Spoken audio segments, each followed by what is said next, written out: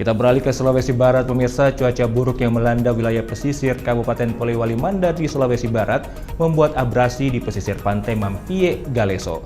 Akibatnya rumah konservasi penyu mengalami kerusakan yang cukup parah akibat terus dihantam oleh gelombang laut. Seperti inilah kondisi rumah konservasi penyu yang terletak di pantai Mampie Galeso, Kecamatan Wonomulyo, Kabupaten Polewali Mandar, Sulawesi Barat.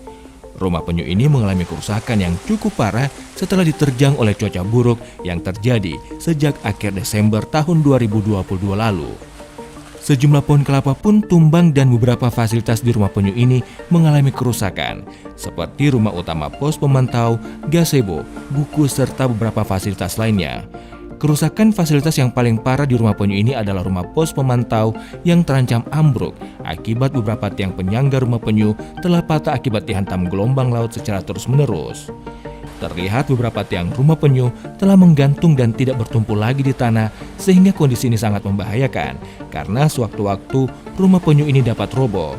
Agar tetap dapat bertahan, pengelola rumah penyu terpaksa mengikat dan menopang tiang menggunakan kayu penyangga agar tetap dapat berdiri. Ketua Sahabat Penyu Muhammad Yusri mengatakan, sejak abrasi parah yang terjadi pada akhir tahun 2022 lalu, sudah ada sepanjang 30 meter daratan yang telah habis akibat abrasi. Sejauh ini pemerintah pusat melalui Balai Wilayah Sungai telah membangun tanggul pemecah ombak, namun upaya ini belum maksimal karena hanya ada beberapa meter saja yang dibangun tanggul pemecah ombak. Jadi akhir tahun ini kemarin abrasi, setiap tahun abrasi, jadi itu sangat merusak di mana daratan kalau di rumah penyu ini sendiri ada sekitar 30 meter dari bibir pantai ke daratan habis dan mengancam pemukiman warga. Terbukti pada saat banjir rob bersama dengan abrasi itu sini banjir dan merusak sejumlah sumber air yang ada di Mampie ini, dan ini sangat berdampak buruk bagi masyarakat yang ada di Mampie. Jadi dengan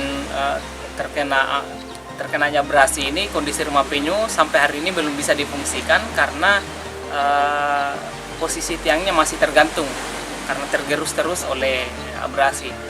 Salah satu kendala, ya pertama kendala biaya, kalau ini mau direhab itu karena butuh biaya yang besar, sehingga kami berharap semoga pemerintah segera melakukan upaya penanganan abrasi ini, paling tidak melanjutkan tanggul pemecah ombak di depan.